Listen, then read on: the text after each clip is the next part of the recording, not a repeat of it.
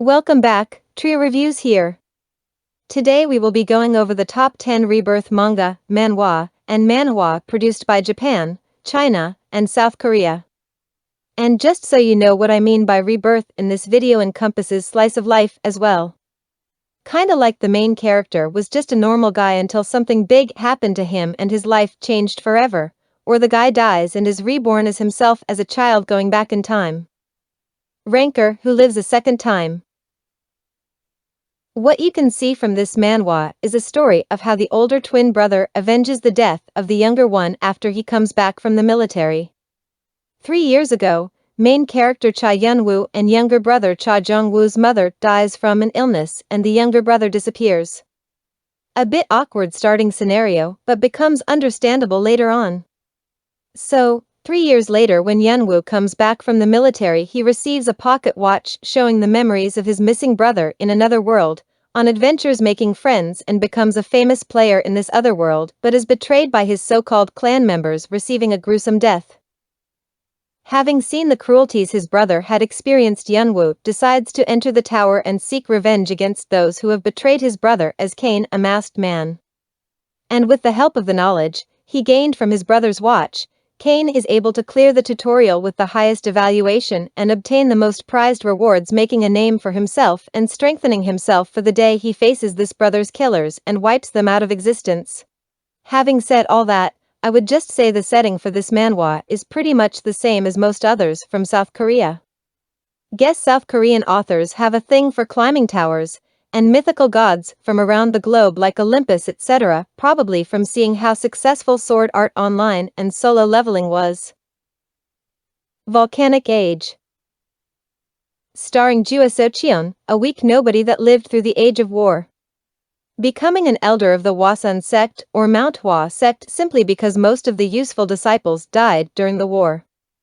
Quite a common sect that appears in martial arts stories in both China and South Korea. Anyways, he had such a sad life, living as a nobody in the age of heroes and dying having accomplished nothing in his life with tons of regrets. On his deathbed the old man regretted not being able to save his master when he was young and standing shoulder to shoulder alongside the world's best that all died young in the war. After taking his last breath and closing his eyes accepting death, he suddenly wakes up as his younger self. Taking this as a chance to fulfill his regrets, Seo Cheon is determined to cultivate and become a powerful entity having the knowledge from his past life. Along the way he saves his teacher's life, allowing him to live past the disease that made his teacher leave his side at an early age. Become what others considered to be a genius, becoming a main disciple of the sect and embarking on multiple journeys around the lands to thwart the schemes set up by the Dark Heaven faction, a hidden organization that wants to throw the world into chaos. The manhwa has good story progression since it shows Seo Cheon becoming stronger step by step over a period of time, unlike some that makes the main character really strong at a relatively insane pace. Return of the manhwa sect. Another manhwa centered around a disciple of the manhwa sect. But this time, the main character isn't as weak as Seo Cheon from Volcanic Age and was one of the 3 great swordsmen of the sect during the Age of War against the Heavenly Demon sect. The Age of War depicted from this manhwa is slightly different as this is about all the sects fighting the Heavenly Demon sect and not the Dark Heaven organization.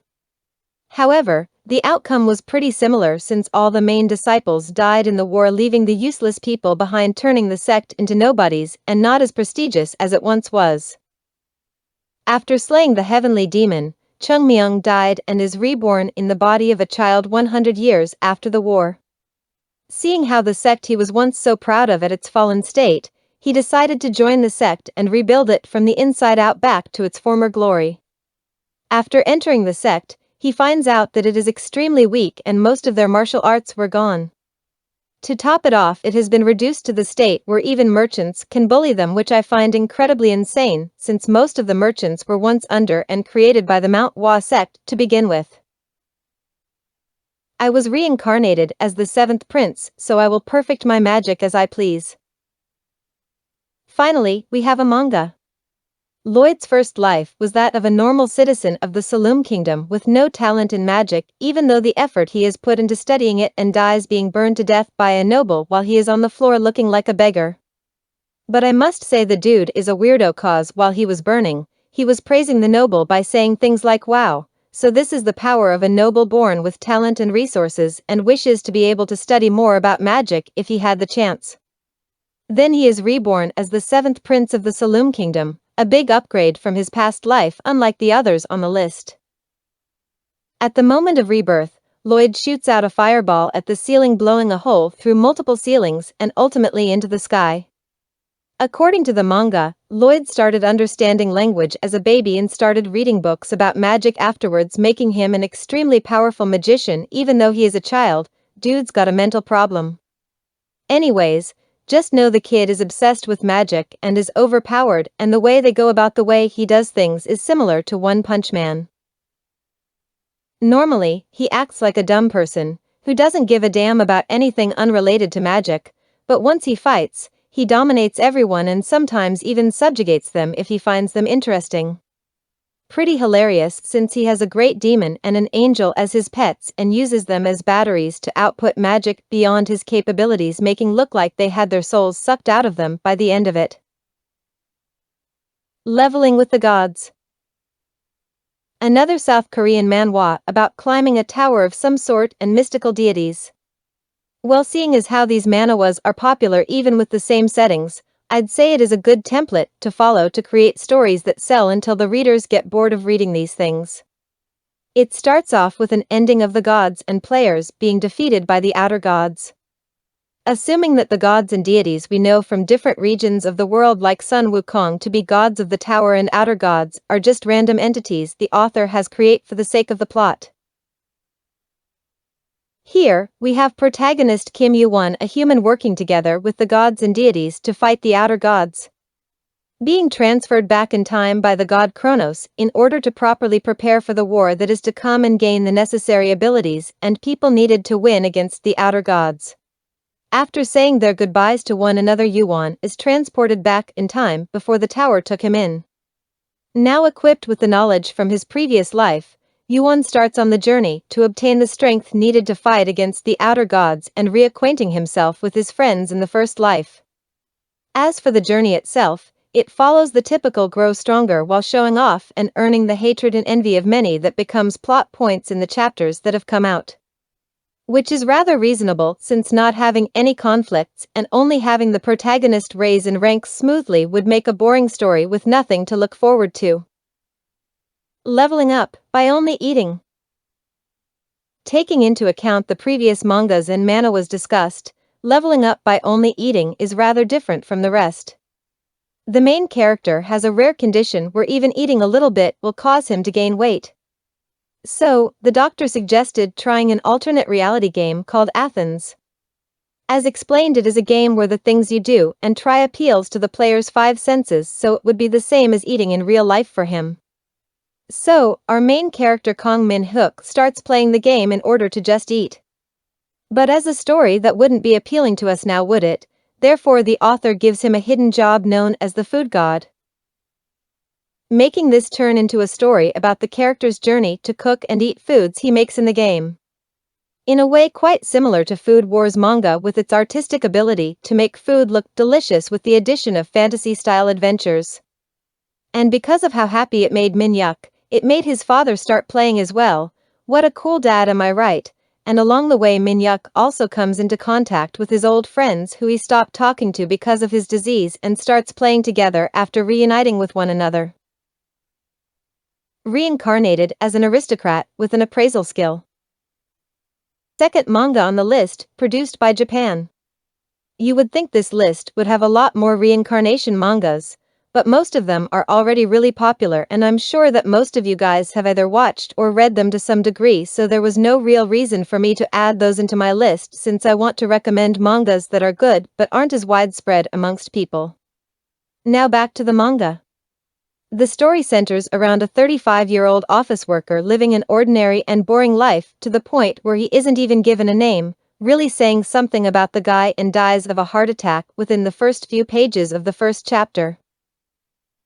Reborn as a baby in a fantasy world with dogs with wings, he has become Ars Luvent, the son of a lord governing Lamberg, a region of land.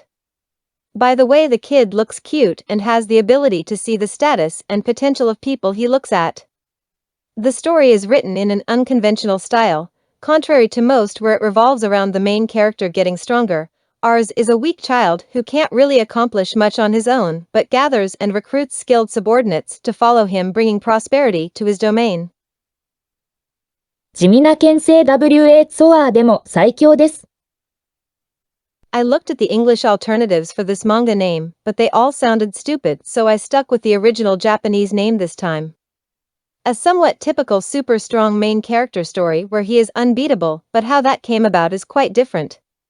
First off, our main character Sansui is killed by God accidentally, and as an apology granted Sansui a wish which was to be the strongest in the world, thus sending Sansui to become the student of a sage and training under him for hundreds of years. Just so you know, the whole training part only takes up the first 2 chapters. Everything else is about how he randomly picked up a little girl, went into a city, became a noble's servant and marries the bodyguard of that same noble. I mean, it sounds pretty boring, but so far it shows Sansui as an unmatched swordsman, one-shotting all his opponents just because he practiced swinging a stick for hundreds of years. Overall, pretty chill manga with not much going on, but is a decent read. Doctor's Rebirth.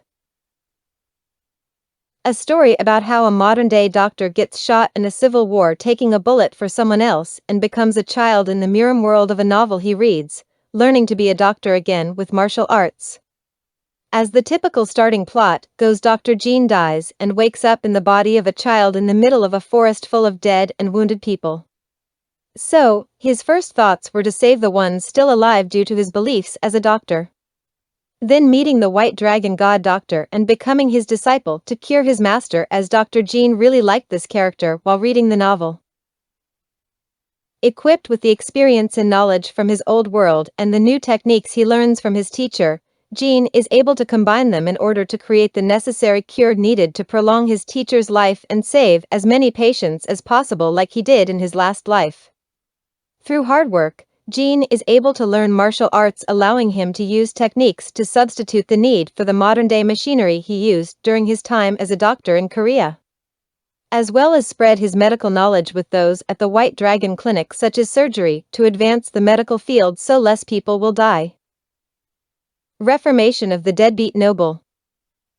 Again, not a literal rebirth manhwa, but more of a slice of life kind, as he goes from being a deadbeat noble to training hard to become a swordsman. Set in a fantasy world where the level of technology they have is that of the Middle Ages, we have Irene Pereira, a boy despite his name sounding like a girl's, who is the son of the Lord of Pereira. Having lost his mother at a young age, he regressed to the point where he just stays in his bed all day, every day. But then suddenly has a dream of a mysterious man swinging his sword every day non-stop until the day he died. Having awoken from this strange dream, he suddenly has to urge to start swinging a sword and starts repeating it every day.